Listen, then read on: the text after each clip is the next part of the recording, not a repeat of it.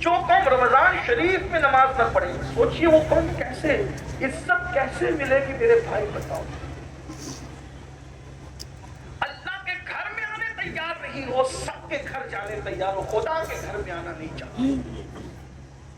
جس دن اس قوم کو نماز کی اہمیت پتہ چل جائے گی، ان سے مسلح نہیں چھوٹے گا۔ جن کو نماز کی اہمیت پتہ چلی انہوں نے جنگوں میں بھی نماز نہیں چھوڑی، جن کو نماز کی اہمیت پتہ چلی انہوں نے کربلا میں بھی نماز نہیں چھوڑی، جن کو نماز کی اہمیت پتہ چلی انہوں نے میت غم اور خوشی میں بھی نماز نہیں چھوڑی۔ ان کی شان قرآن بیان کرتا ہے، ان کی شان کیا ہے؟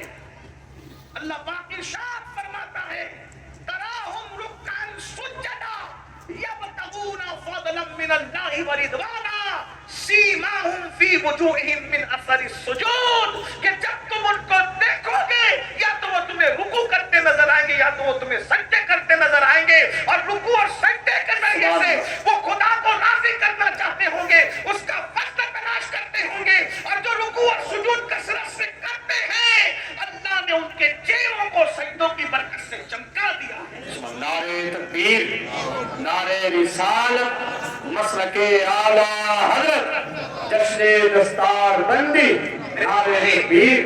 یہ ہزاروں کا مجمع ہے، اس میں بہت سے لوگ ایسے آئے تو عشاء نہیں پڑھی، جائے تو فجر نہیں پڑھیں گے، نماز کی کوئی اہمیت نہیں ہے یہ، اور اللہ کے رسول نے دیکھو حضور کی بات پہ تو یقین ہے، ناظم صاحب کی بات پہ یقین نہ کریں، میری بات پہ یقین نہ کریں، پیر صاحب، لیکن جس نبی کا کلمہ پڑھتے ہو، جس کے کہنے پہ خدا کو مانا ہے بن دیکھے، اس نبی نے فرمایا جہنم کا سب سے بڑا عذاب کس کے لیے ہے؟ 3 لوگوں کے لیے۔ نمبر 1 بے نمازی، سب سے پہلے صرف 10 منٹ کا ٹائم نکال لو، اپنے آپ کو بچا لو جہنم کی آگ سے۔ ہمارے اندر اتنی طاقت نہیں ہے میرے بھائی کہ ہم اللہ کے عذاب کو برداشت کر سکے، جہنم کے عذاب کو برداشت کر سکے، نہیں ہے اپنے اندر طاقت۔ میرے بھائی آپ کبھی چیک کر کے دیکھنا، چراغ کے اندر انگلی ڈال کر کے دیکھ لینا، جب ہمارا وجود چراغ کی آگ کو برداشت نہیں کر سکتا تو جہنم کی آگ کو کیسے برداشت کر سکتا ہے؟ اس لیے اللہ کی بارگاہ میں نمازی بن جاؤ، 10 منٹ کا ٹائم نکالو، 50 منٹ لگتے ہیں 5 وقت کی نماز کے لیے، کوئی بھاری نہیں ہے بھائی۔ آدمی پان کھانے میں 1 گھنٹے سے زیادہ گزار دیتا ہے، چائے کے لیے دوستوں کے ساتھ بیٹھتا ہے تو بہت وقت چلا جاتا ہے۔ اپنے لیے خود کرو، اپنی خود فکر کرو، یہ دنیا کھیل کود ہے، یہ دنیا جو ہے لہو و لعب ہے۔ اس دنیا میں اللہ نے دنیا میں ہمیں چھٹائی کے لیے بھیجا، چھلنی بنایا دنیا کو، اللہ نے جنتیوں اور جہنمیوں کو الگ الگ کرنا اس دنیا میں، یہ چھٹائی کی جگہ ہے، یہ تقسیم کی جگہ ہے، یہ اچھے اور بروں کی پہچان کی جگہ ہے۔ تو پہلی بات۔ دوسری بات میرے آقا علیہ الصلوۃ والتسلیم فرماتے ہیں دوسرا جو بندہ جس کو سب سے زیادہ عذاب ہوگا جہنم میں، حرام لقمہ کھانے والا، جو حلال نہیں کھاتا تھا حرام کھاتا تھا۔ آج مسلمان حرام میں بھی پڑ گئے ہیں، حلال و حرام کی تمیز ختم ہو گئی ہے، سود کا پیسہ ہے کھا لو، جو ہے وہ بیاج کا پیسہ ہے کھا لو، اس کا پیسہ کھا لو، اس کا کھا لو، جوئے کا کھا لو۔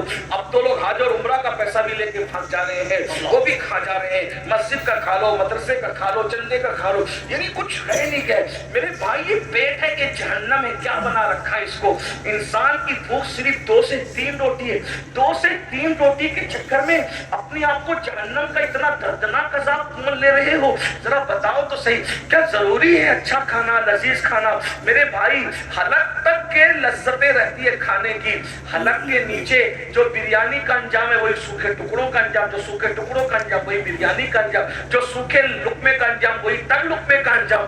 یہ ایک انگل جتنی زبان کی لذت کی خاطر یار کو ناراض کیوں کرتے ہو؟ اللہ کو ناراض کیوں کرتے ہو؟ آج کہتے ہو ہمیں عبادت کی توفیق نہیں ہے، اتنی تقریر سنتے ہیں بس اب کمر کس دیں، تقریر سنی نا کمر، صبح سے نماز پڑھنا ہے مگر اللہ آنے نہیں دیتا مسجد میں۔ وجہ عبادت کی توفیق جو چھین گئی ہے نا، اس میں ایک سب سے بڑی وجہ حلال لقمے کا پیٹ میں نہ جانا ہے، حلال سے دور ہو جانا ہے۔ ایک مرتبہ سرکار بابا فرید الدین گنج شکر رحمت اللہ تعالی علیہ، بابا فرید آپ کولر کو ابال کر کے اس پہ نمک ڈال کے کھاتے۔ ایک دن نماز پڑھی، نماز میں مزہ نہیں آیا، نماز میں مزہ نہیں آیا، تو آپ نے بلا کر مریدوں کو پوچھا آج نماز میں مزہ نہیں آیا، کھانا کہاں سے آیا؟ حضور کھانا تو وہی تھا، لیکن بابا فرید وضو چیک نہیں کر رہے، उसने चेक नहीं कर रहे हैं, क्या चेक कर रहे हैं? लुक्मा।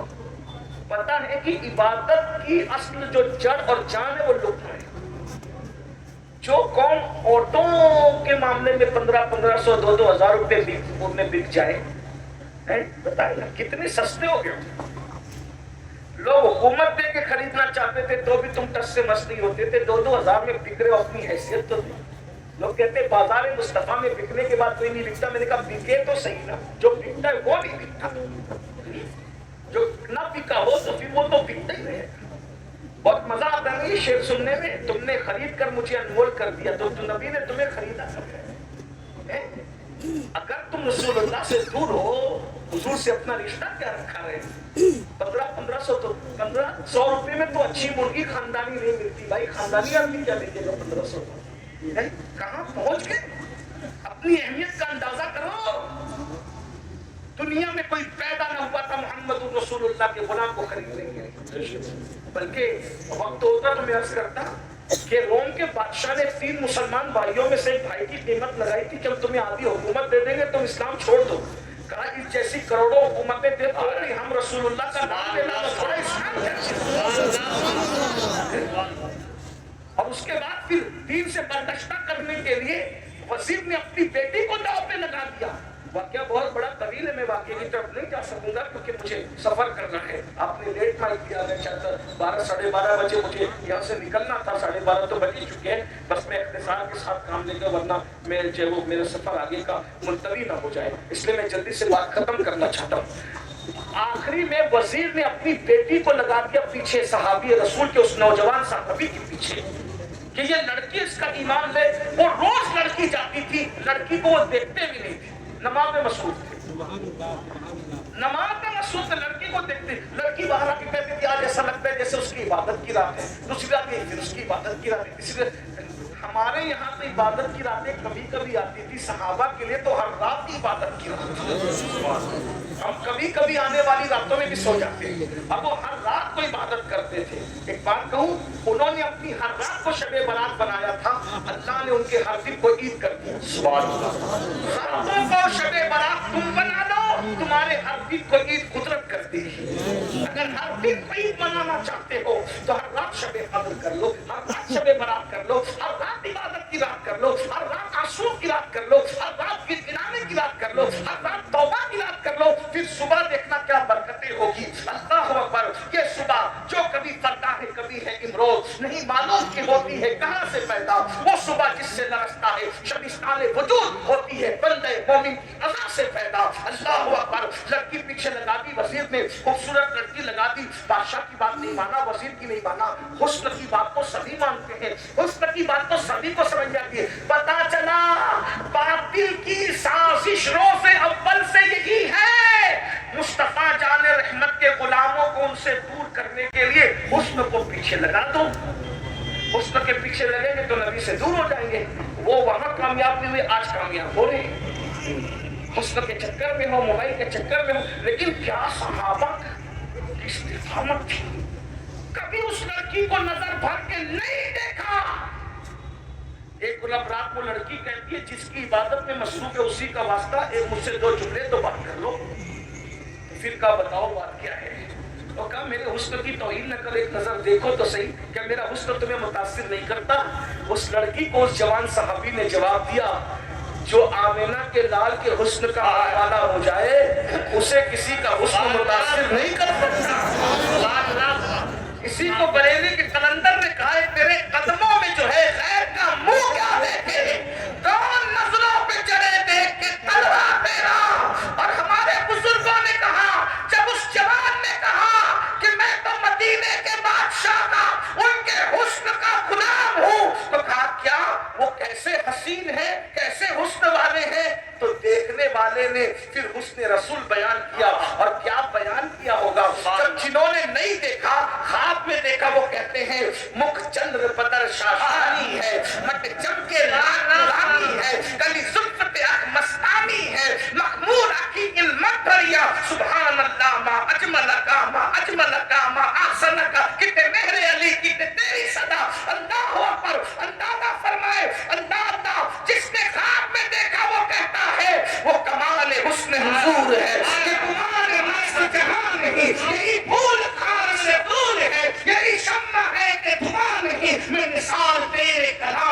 میری یوں تو کس کو زبان نہیں، وہ سخن ہے جس میں سخن نہ ہو، وہ بیان ہے جس میں بیان نہیں، وہ سنا عرب کے بڑے بڑے تیرے آگے یوں ہے دبے رکھے، کوئی جانے منہ میں زبان نہیں، نہیں بلکہ جسم میں جان نہیں، کروں تیرے نام پہ جا فدا، نہ بس ایک جا دو جہاں فدا، تو جہاں سے بھی نہیں جی بھرا، کروں کیا کروڑ جہاں نہیں، جس نے خواب میں دیکھا وہ جو کہتا ہے، سردابہ قدم ہے تمہیں سلطان زدن پھول، لب پھول کان پھول زدن پھول بدن پھول، وہ ناچ جو مٹ جائے میرے گل کا پسینہ، مانگے نہ کبھی اتنا رفیق جائے دلہن پھول، خواب میں دیکھ کے کہتا ہے دندان و لب و زلف و رخ شاخ فداری، دندان و لب و زلف و رخ شاخ فداری، اے درے دندار یمن مشک ختم پھول، پھر اپنا سوال آئی ہے اس ناخن پاکا، اتنا سوال نازل آئے چل کے کہن پھول، کیا بات رسا وہ چمرستان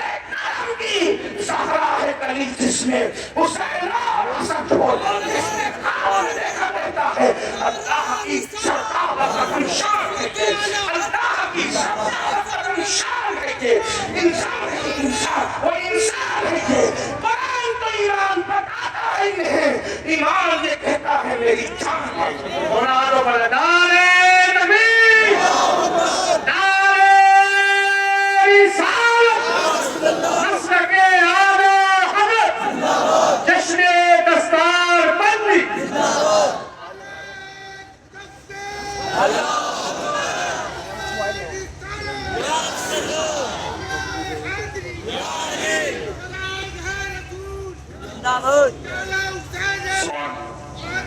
کی بلندیوں سے اونچا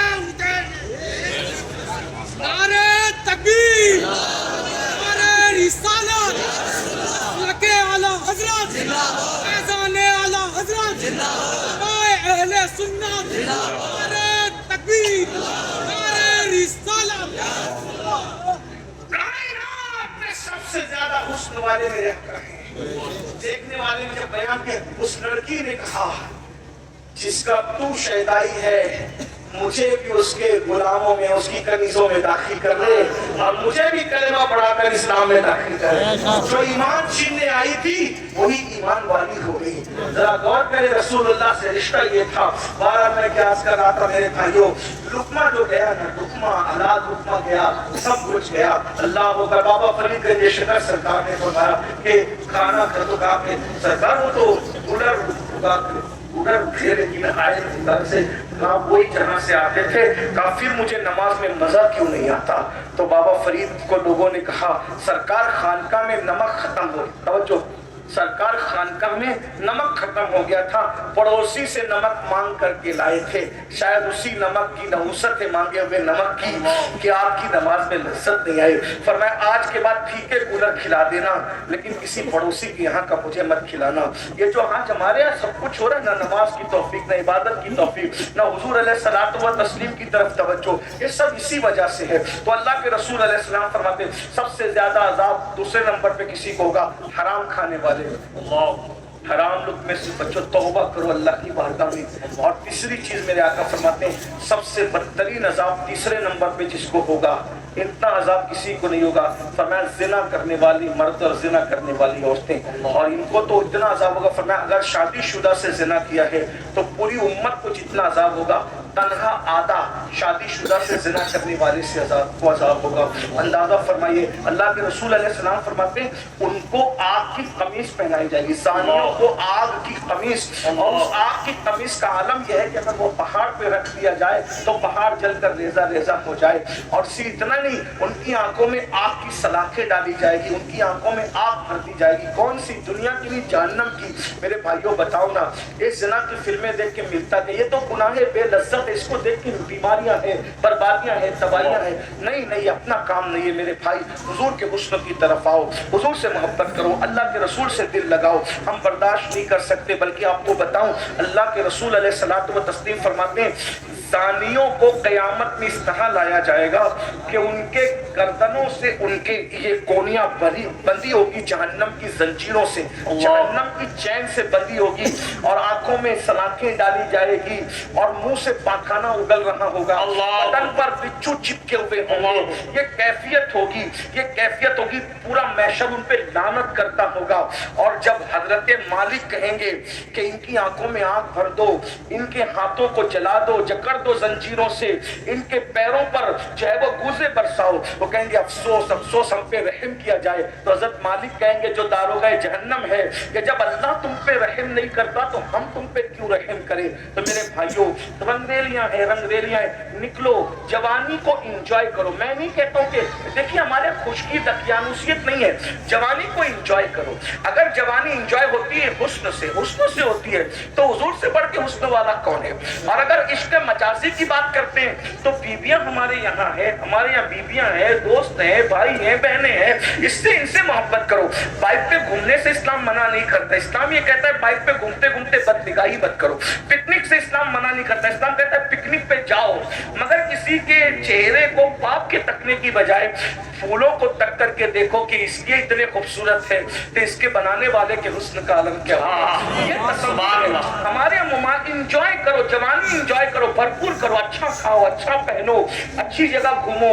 मोबाइल अगर अल्लाह ने दिया है तो महंगा हो, कपड़ा महंगा हो, सब हो, लेकिन इन सारी दुनिया की रंगरेलियों में अल्लाह को मत भूलो, उसके रसूल को मत भूलो, आखिरत को मत भूलो।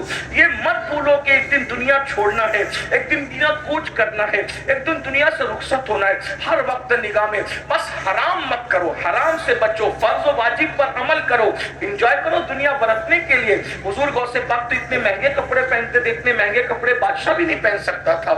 तो हमारे बुजुर्ग हजरत महबूब इलाही के यहाँ जो घोड़े बनते थे उन्हें सोने की चैन से बांधा जाता था। हमारे बुजुर्गों ने बहुत कर्रो फर्ज जिंदगी गुजारी, लेकिन इतना सब कुछ करने के बाद उन्होंने खुदा से दिल नहीं हटाया, दिल में यार, बल्कि बादशाह आया, बहुत दिलचस्प बात क्या है, बादशाह आया तो महबूब इलाही के अस्तबल में देखा कि घोड़ों के गले में सोने की जंजीर है, तो हंस के कहते हैं हम तो निजामुद्दीन को वली समझते थे, वो तो हमसे बड़ा दुनियादार निकला, हमने तो सोने की जंजीर खुद पहनी है, उसने तो घोड़े को पहना रखी, हमसे बड़ा दुनियादार वो है। महबूब इलाही को किसी ने बताया तो उस पर हंस पड़ कहते हैं यही तो उसमें और हमें फर्क है, हमने सोने की जंजीर को वहां जगह दी है जहां उसकी जगह है, और हमने यार को वहां जगह दी है जहां उसकी जगह। ये उसमें हमें फर्क है। माल तिजोरी में रखो, दौलत दिल में यार को रखो, दिल में यार को रखो मेरे भाई, चाहे वो खाना फ्रीज में रखो, दिल में यार को रखे। ये दिल उस के लिए है। मेरे इमाम कहते हैं सब कुछ तो उन्हीं का है, पर दिल की अगर पूछो कि टूटे हुए दिल ही खास उनकी कमाई है। बड़ी चीज बड़ों को दी जाती है, जिसमें इंसानी का बादशाह दिल है, तो दिल जो बादशाह है वो बादशाही की नजर कर दो, उनके कदमों में रख दो। इमाम अहले सुन्नत को जो तरक्की मिली क्यों मिली? उन्होंने अपना दिल अपने पास नहीं रखा, यार के सुपुर्द कर दिया। अरे ऐ खुदा के बंदो, कोई मेरे दिल को ढूंढो, मेरे पास था अभी क्या हुआ खुदाया, न कोई गया न आया, न कोई गया न आया, तुझे हम्द है खुदाया, तुझे हम्द है खुदाया। हमें ऐ रज़ा तेरे दिल का पता चला बा मुश्किल, दरे रोजा के मुकाबिल वो हमें नजर तो आया, ये न पूछ कैसा पाया, ये न पूछ। अरे दिल तो जो लोथड़ा गोश्त का है ना, वो तो कुत्तों के पास भी है, वो तो मुर्गी के पास भी है, वो तो सूअर के पास भी है। जो लटकता हुआ बाएं तरफ जो लोथड़ा है वो तो सूअर के पास, मगर वो लोथड़ा ही लोथड़ा है। अगर सूअर के पास भी लटकता हुआ सीने में गोश्त का लोथड़ा है, तुम्हारे पास भी लोथड़ा है, तो दोनों में फर्क क्या है? कुत्ते और मुर्गी के पास है तो तुम्हारे पास उसके पास है, तो फर्क क्या है? तुम इंसान हो 6 फुट की हो, तुम्हारे पास बड़ा है, वो छोटे उनके पास छोटा है? लेकिन वाकई जिसको दिल कहते हैं, न वो कुत्ते के पास है, न वो सूअर के पास है, न वो मुर्गे के पास है। वो किसी इंसान में गैर मुस्लिम, मुशरिक और मुनाफिक के पास भी नहीं है। जिसे दिल कहते हैं, जिसका मकाम अर्श इलाही के बराबर, वो दिल सिर्फ आशिक रसूल के पास है। अब वो गोश्त का लोथड़ा अर्श के बराबर कब बनता है? जब उसमें से सबको निकाल कर सिर्फ यार को जगह दी जाती है। उस फलसफे को बरेली का कलंदर कहते दिल है वो दिल, दिल है वो दिल जो तेरी याद से मामूर है, बस वही दिल है। अगर इस दिल में नबी की याद नहीं है, अब्दुल रहमान नाम है, अब्दुल मुस्तफा नाम है, कुछ भी नबी नहीं है, पाप है, ज़िना है इस दिल में, तो फिर वही दिल है जो सुअर और कुत्ते के पास। बुरा लगे तो माफ करना, बुरा लगे तो माफ करना, बहुत बुरी चीज है। इसमें हसद है, बुग़्ज़ है, कीना है। तो मतलब कुत्ते और सुअर बिठा के रखा तुमने अपने दिल में। कुत्ता सुअर कम है, ये बुग़्ज़ और हसद कुत्ते सुअर से ज्यादा नापाक और गंदे हैं।